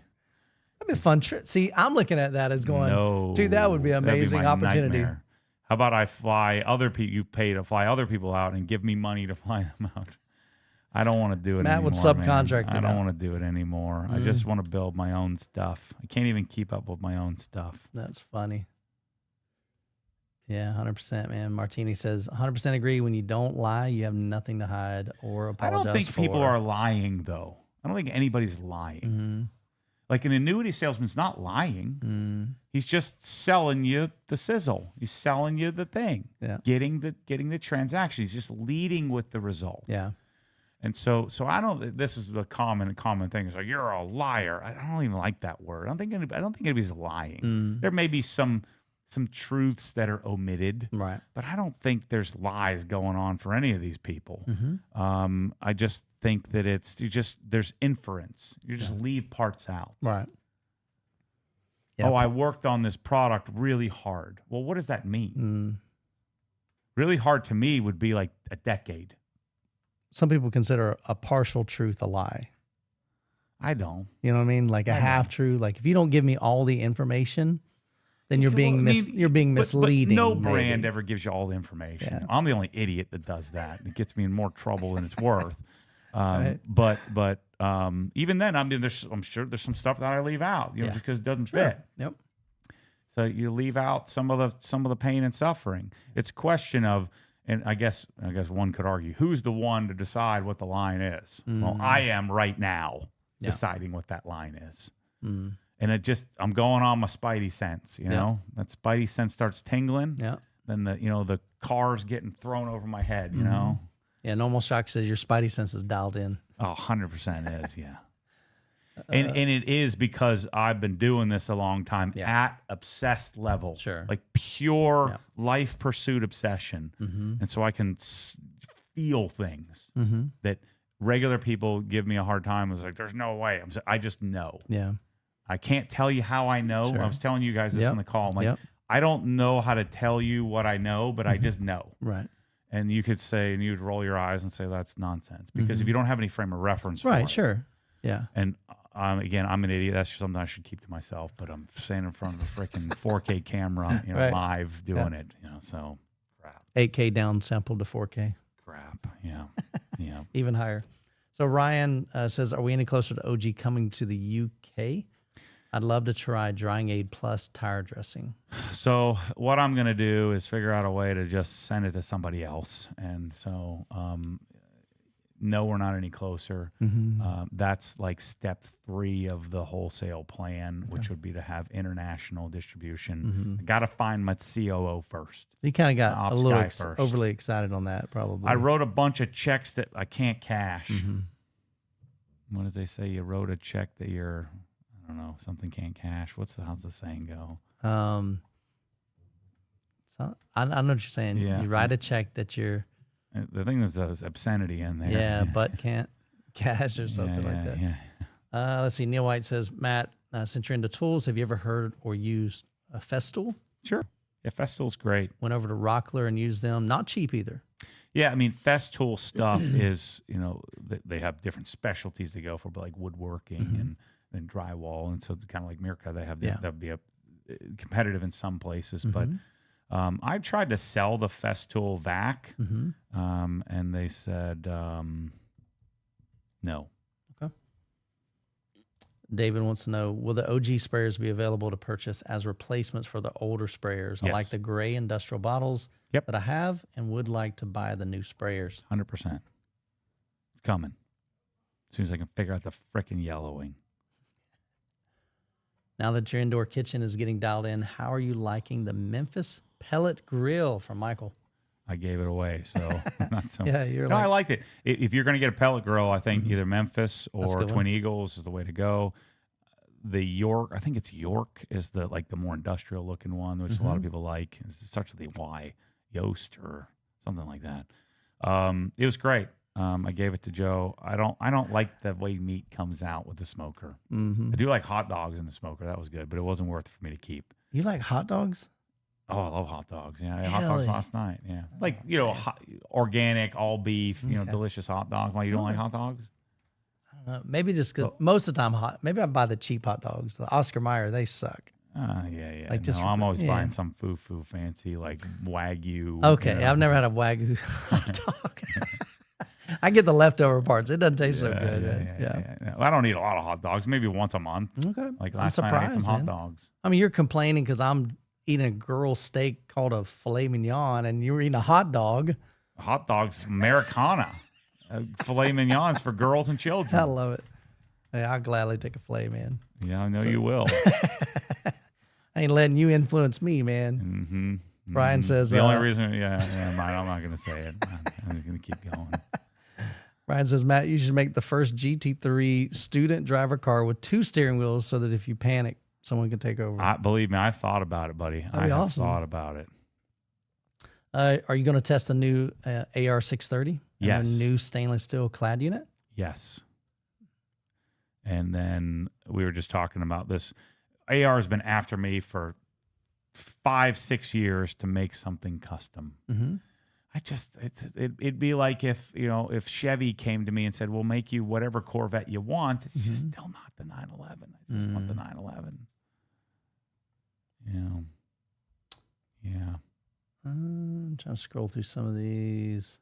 How you doing? You missing anything good? Well, like I said, this thing it goes to the bottom, and then I'm finding I'm missing some. But if I miss some, forgive me.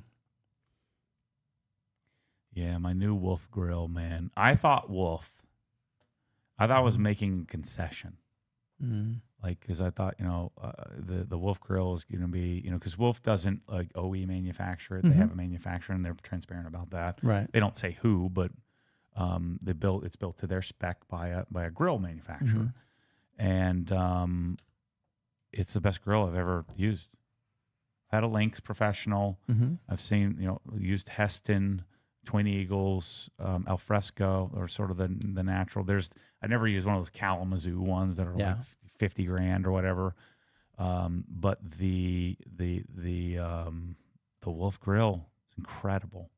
I'm so pumped. Now it's 54 inches wide, and I'm using 12 inches of it. Right. So I'm like using two spots, but I could put like 24 ribeyes on that sucker if I wanted to. It's freaking good, man. I've got my system down. 24 ribeyes or 48 fillets. Yeah. Matt, curious what wheel cleaner you use on wheels with polished lips or polished wheels from Nathan. Yeah, I'm not sure about that. I would be inclined to stick with Curated, and so I'd probably coat the polished section with Dr. Beasley's metal coat. Coat the non-polished with Armor's wheel coating, and then I would just use soap and water. So use GSF, because when you start messing with stuff and you don't have the conditions right, you're going to end up with spotting and problems. And in fact, I've had a couple of guys, they're yelling at me about using built hammer touchless. Yeah. You want to be careful. Test your touchless out. You might want to let it dwell a little less long, not as long. And you may want to use like a 0.5 or 1% dilution, PIR. Okay. 0.5 PIR or something like a lower dilution. Just be, when you have something odd like that and not everybody else has, you've got to, you gotta test it out. Yeah. Take some frickin' ownership of it. Like when I nuked the Ultra Fit $1,000 windshield protection, I nuked it day one because I didn't test a small enough spot. I was like, let's go for it. Send it. Nuked it. And we're going to start, and then what people will do is, let me call the CEO of UltraFit and get him to give me a free one because I screwed up. pen drop. Gosh, I'm fired up today. I was happy today, See? too. You're doing good, I am man. happy. You're doing good. Blue says, is the Active 2.3 worth almost double? No, it's terrible. Do not buy the Active 2.3. It's the worst pressure washer. Yeah. No, it's a terrible pressure washer. It's loud. It's jank. No, don't do it. Are they able to buy the stainless tips by themselves? Not yet. Okay. Next batch. All right. It's coming.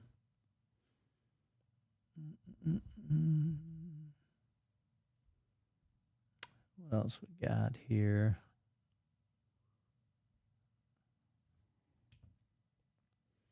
Nathan says, keep up the work. Don't worry about reviews. Tell me what works and what doesn't. Say what? He said, basically saying like reviews are for clicks. Just tell me what to buy. Don't worry about giving me a review. Yeah, I mean, reviews need to exist. People enjoy them. They find them entertaining. They believe that the reviews are the things that are helping them make a better educated decision. I just find them to be unnecessary. But I'm also doing a different. I'm a bit of an odd bird. And, I enjoy the process much more than other people. But again, so reviews are targeted for people who like to be entertained, but the reviews are the people who like reviews are the ones who need to be told what to buy. So it's kind of like this death spiral of nothingness that you end up in. Like, I need the information to tell me what to buy because that's just not what I'm gifted at. Yeah. And then I get somebody who never tells me what to buy. And I just keep watching, and I never get anything of value. Yeah. See, I've always trusted the viewer to be smart enough to, when I do a review on this or this or this, then they figure out If they were smart enough, what do they need you for? So it is, as a reviewer, it's hard to take a stand and go, look, this is what I mean, like, I've always shared, because people look at it as bias. They're like, oh, you're just biased because you like Dyne Audio. Well, of course I'm biased. I love their product. I like the best. I've used it. You know what I mean? It's just so stupid. Yeah. It's a stupid system that we created. It's almost as stupid as a car dealership model or pro-only coatings, just stupid models that need to go away. Yeah. And so the reviewer model is just dumb. I don't like it. Yeah. That's why I made something else because I'm like, I don't watch reviewers unless I want to be entertained. Right. You know, somebody read me the directions on the bottle and showing me how to put it on, and then, but those are the ones that get, you get a big business, and then that's how you start getting a bunch of money, and then the whole thing falls apart. Yeah. Just tell me what to get, man. Yeah. For gosh sakes. And if you don't know, tell me you don't know. Don't frickin' lie to me.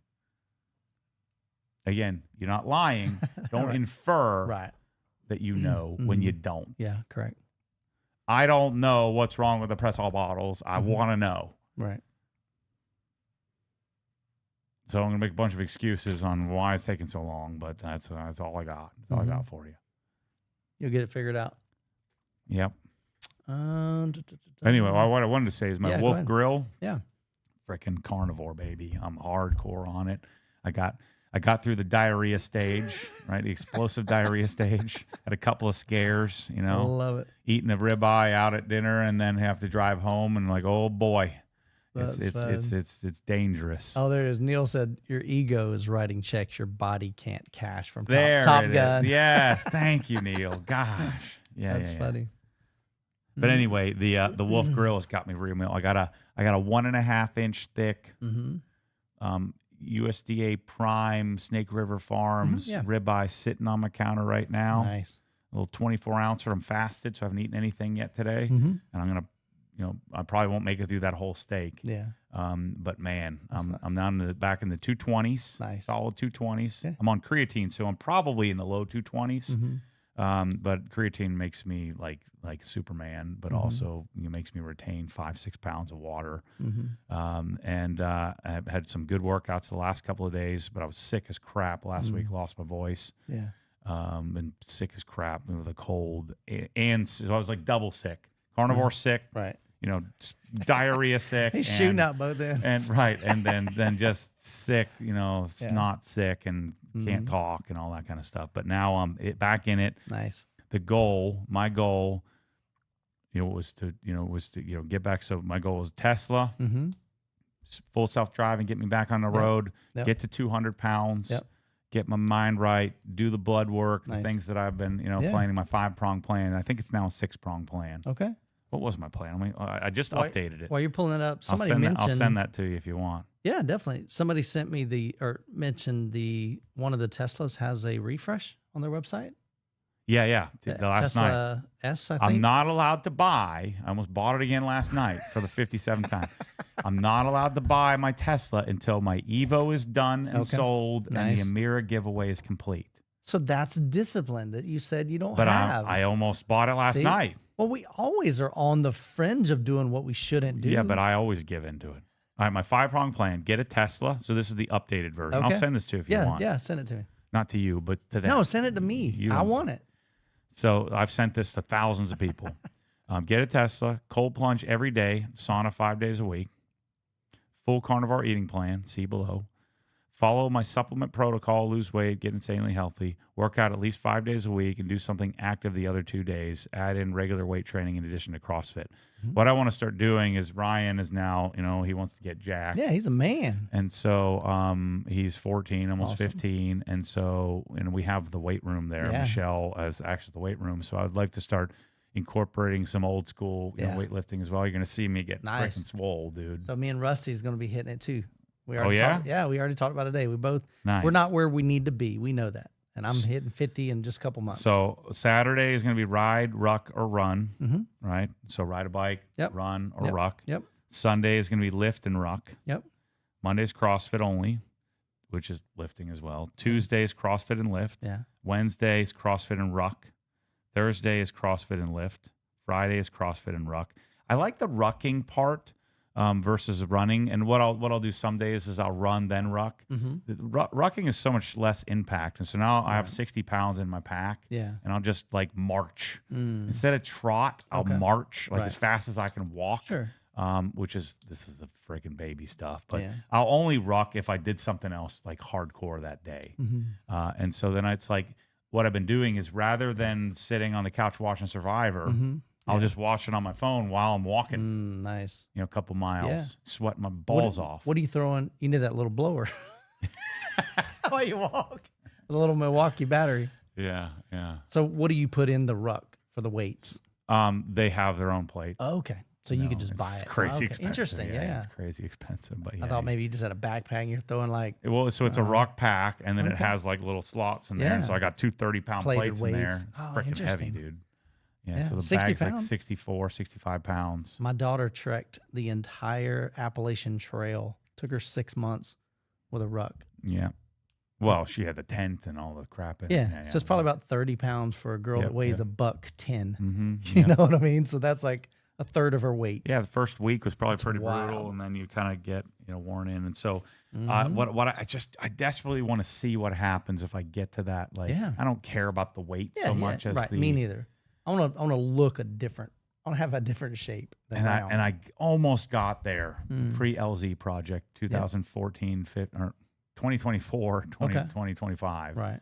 And then I've been flirting with Carnivore Plus, for the last year and a half. Plus. Carnivore Plus cookies. So I've been somewhere in the 225 to 232 range. I'd gotten down to 211 at the low. Okay. But I was really flirting around 217 to 222. Yeah. And so I got to get there first, but I want to get to 220 on creatine. Because creatine is such a valuable mental, there's been a lot of empirical data showing how it helps your mental faculties, which is my problem. Yeah. And also, helps with muscle fatigue. And so I've been, making sure I get the cold plunge in, the sauna in, and incorporate all this and make it a lifestyle. Yeah. Get back to the lifestyle, and then going out and driving every night. So my radius is expanding a little bit. I added a couple of new roads the last couple of weeks. Congrats. And then the goal would be get the Amira, because I don't want to get the Tesla under stress. I want to get the Tesla and enjoy it. Under not scarcity and survival, but under excess, if you will, or not under duress. Yeah. And I think that's going to help. Okay. Because I want to drive myself, and then I start to get a little panicky. Just double click, and it keeps me going straight. Okay. I can just kind of let go. That's what I'm hoping. And then just that positive reinforcement, the redundancy of positive reinforcement. Nice. See if it works. I just want to drive my GT4 RS around. That's all I want. Get it, man. I get it. Mike says he wants to order a hat on the giveaway, but the website says that it was not available in Canada. Oh. You can order it.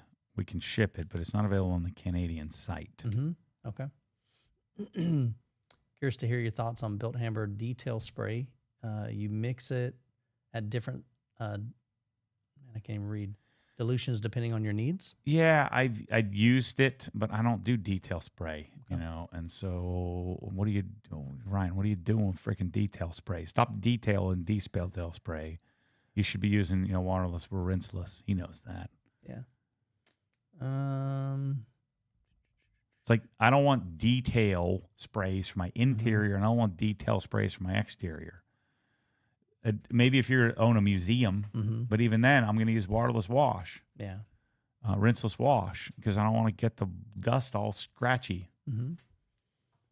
Matt, I just rewatched your video with Adam LZ, and you driving the GT3 and the M3 8 years ago, and it was a whole vibe. We need a Matt X Adam drive link up. I want that so badly. Yeah. We swap cars. Yeah, I drive his cars and complain about them. He drives mine and says how wonderful they are. So maybe you and I could do that. You could drive my 2012 Ford Explorer with 200,000 miles. Yeah. And I could drive the GT3. I've already made that video. That's what got me fired in wealth management. You already told me I need a faster car to make the 2-hour drive up here. So that would resolve. Yeah. I'm trying, man. I'm trying. Yeah. When I lost the weight loss challenge. Speaking of weight loss, when I lost the weight loss challenge to Chris Haynes and had to drive his Ford Focus, 200,000 mile Ford Focus with an open header, no air conditioning. Oh, wow. In my suit every day. That's the hilarious. wealth management is terrible. And he's driving my Raptor and my GT350. That's funny. Yeah. If I would have known how he drives, I would have never let that happen. Yeah. Shout out to Chris Haynes if he's watching. That's awesome. Yeah. Musk says, make the red and blue buckets part of the Amira giveaway, not just black. Yeah. No. I like the black ones for the giveaway. Okay. Is the CR Spotless worth with a high calcium TDS, or should I stick with the rinseless? Man, when you have high TDS number, you know, CR will work. But what you should do is you should treat the water first. Okay. So do iron breaker, or you like get like a whole house filtration system first. Then you can add the CR nicely. But you're gonna just be nuking resin like crazy if you have real high calcium content. It'll do it. Right. You're just gonna be paying $200 a month for resin.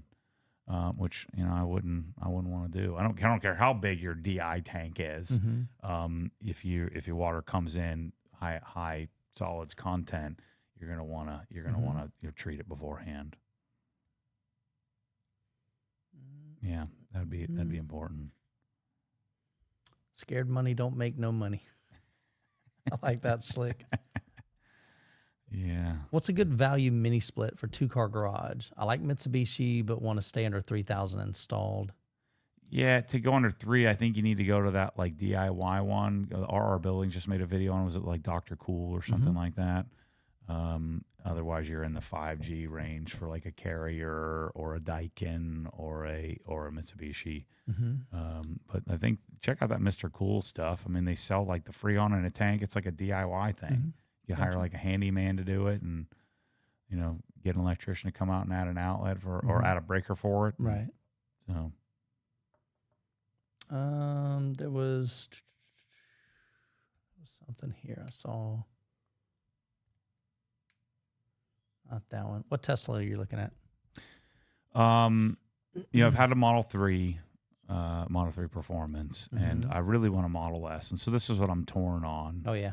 Actually, Brass just gave us a $2 nice super chat, as Matt mentioned, which Tesla model. So I'm going to get a Model S, and so what I've been planning on doing is buying a used Model S, like I want a 2023 4. So I want the hardware version 4. So late 23 is when version 4 became available.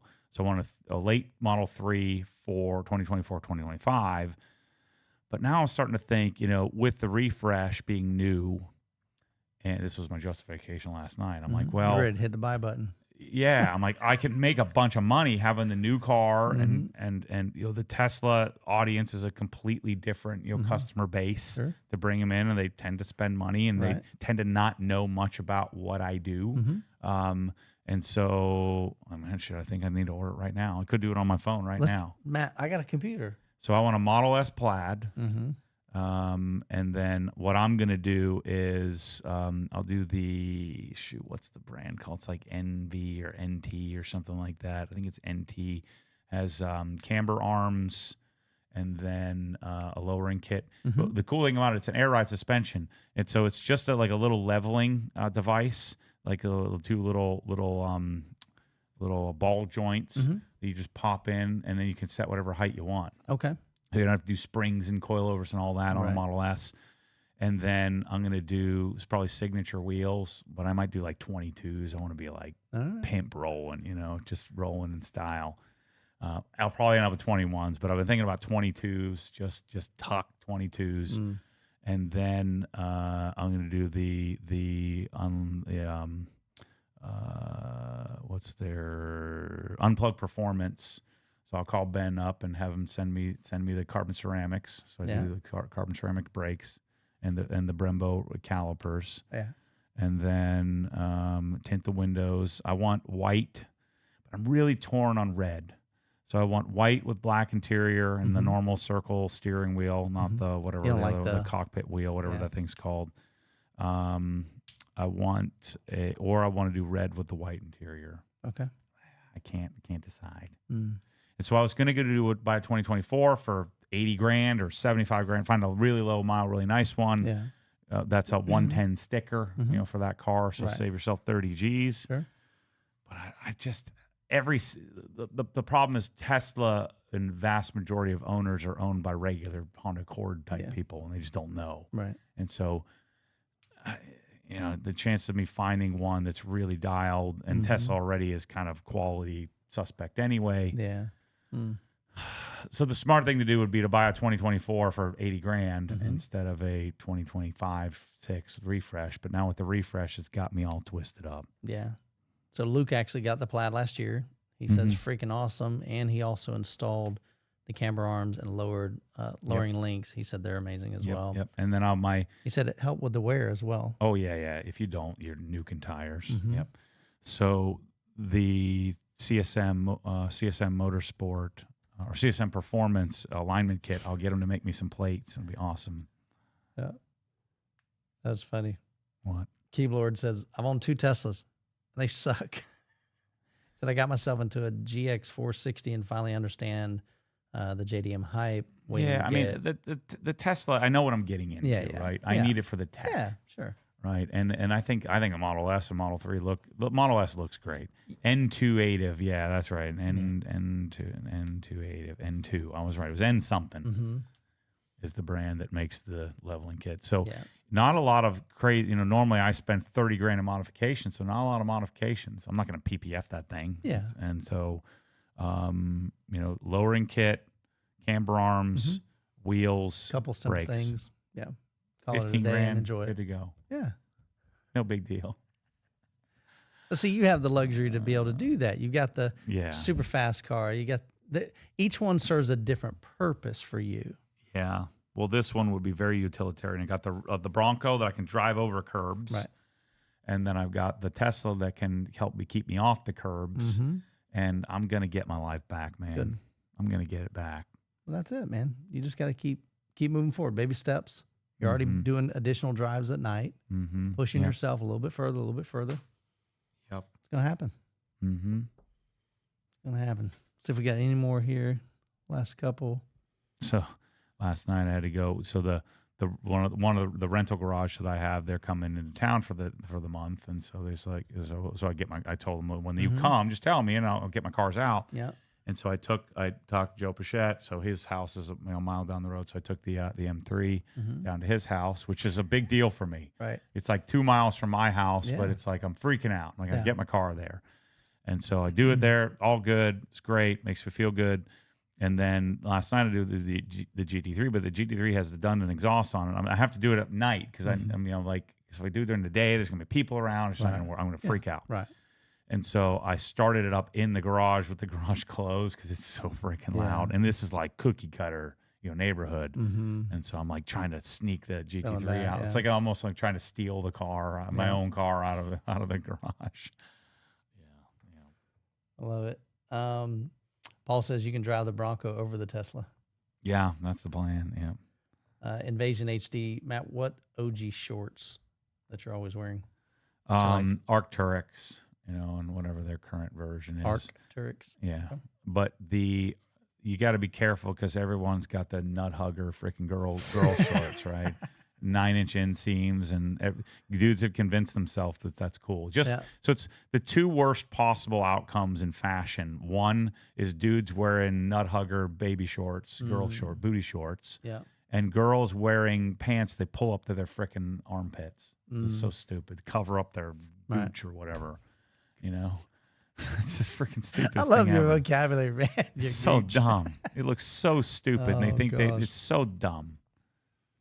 Can't wait for that fad to go away. It looks like it's here to stay for a while. Yeah. Gotcha. Pull your pants up to your armpits, and then dudes wearing freaking girly shorts. Yeah. There's that one, you've seen that one long drive guy? He's Jack, big Jack, like 6'6" dude, the long drive golfer. And he wears the tightest, tiniest shorts. Like, what are you doing? It's just unbelievable. My son, he's wearing girl shorts. What are you wearing girl shorts for? Yes, it's the style, man. It's terrible. It's a terrible style. At least I've gotten out of khakis. I used to have the cargo pants. Yeah. I wore them for so many decades, man. I'm not saying my style is great. Yeah. Certainly not. But I'm not wearing freaking, and my quads are pretty jacked. I'm not wearing my wife's shorts around. Yeah. Unbelievable. You need some jorts. Yeah, some jean shorts. I used to have those, man. I had all of them. Where I'd have a size 40-inch, even though my waist was 32, I'd have a size 40 with the belt and just big old shorts, skater shorts. Yeah, that was a way better That was back time. in the day. It was a better time. Rotary polisher? The Merca? I don't know. He just says, what do you think about a rotary polisher? Yeah, rotaries are fine, but I don't have a need for one, except for in the small. Here's a little... Musk says, I just polished my whole car with the Merca 3-inch. Is it true that there's a 5-inch in the works? Yes. Yep. I'm working on it. I don't know how close in the works it is, but it's not tomorrow. Yeah. It's not next year, but it's coming. I'm working on it. Long distance feature. Yeah. There is potentially next year, 2026, early 2026, for a 5-inch small body, but not the full body. Yeah. The full body's probably more like late 2026 to 2027, depending on how quick I can get them moving. Yeah. I'm working on it. Just talked to the U.S. president last week. So just because the U.S. guys can help try to push the fins, and hopefully we can get the two teams together to get something amazing built.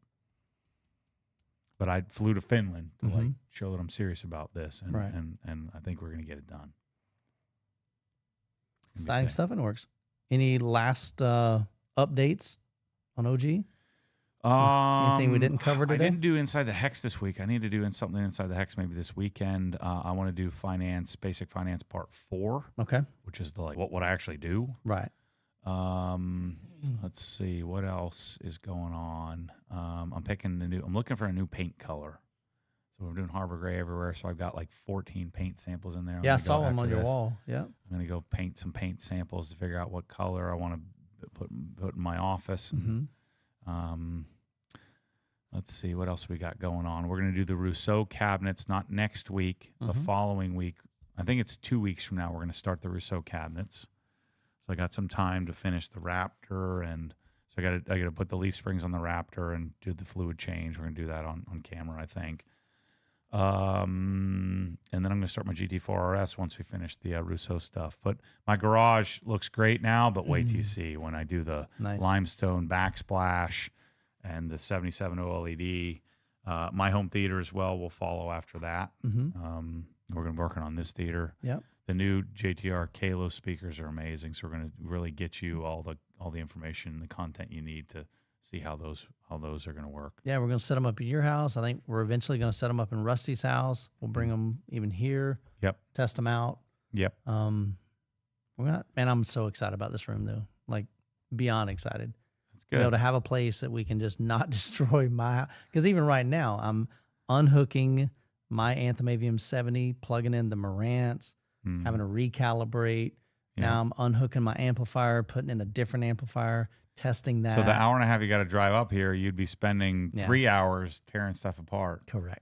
And then you never want to watch a movie because it's all torn apart all the time, right? That's the challenge. They're like, hey, Dad, can we watch a movie? I'm like, can you give me 30 minutes? Because I got to hook some stuff back up, move the lighting. And then all you're that. trying to watch it, but there's stuff like hanging all over, right? You got wires is. all over the place. And It's you're wild. like, It's wild. so you're trying to enjoy the movie, but you know that, oh man, after this, I got to put this back together for real. So I'm super pumped about that. So we're going to have some fun.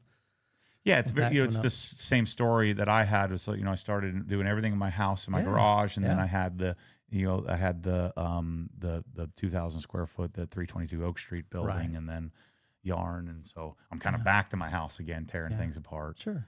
But that's part of That's the fun, man. That's the challenge. Yeah, and so having a commercial place to do it is key. And then I think someday the goal would be then you have like a 3,000 square foot building with different rooms that you can do different things in. Sure. Invite people over. Let's have some get-togethers like you do with the. Yeah. When's your next one, by the way?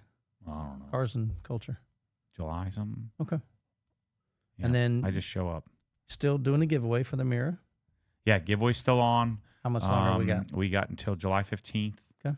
So go to obsessedgarage.com, get your chance to enter it. The car is incredible. Yeah, it's beautiful. Actually, Kevin was just sending me pictures of the PPF that's getting done.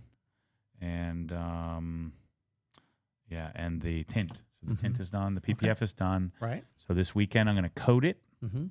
And the videos will come out over the next couple of weeks. Right. But I'm going to coat it. And so then the car will be complete. I got to do some flyby videos, take it back to the track, show you the new, modified version of the car, talk about how much different it is. Hopefully it's better. Right. And I'm gonna do the JB4 tune and stuff on it. So, but the car's largely done, which makes me feel good. Yeah. Somebody's gonna be really pleased with that. Paint's incredible. The modifications they did are really great. It's been great working with Greg's Performance Parts, Greg's Racing Parts. Yeah. I&D, working with my new buddies to kind of help get all good stuff for the car. And the other gentleman, he came and picked up the other red Amira, right? Yeah, red one sold. So Kurt has it. He loves it. He's excited. Speaking of which, I got to go get his air filter. I sold him. So nice. Yeah. So lots of exciting stuff, man. Yeah. Yep. I think these guys have been enjoying the. He says, all right, got a new Hex member. So Musk, appreciate it, brother. So you just joined the Hex. Oh, nice. That's sweet. That's all we got. But yeah, man. So see you guys next week. Live. We on for next week? Yeah. Okay. Every week. Thanks everybody for watching. See you soon. Take care. Later.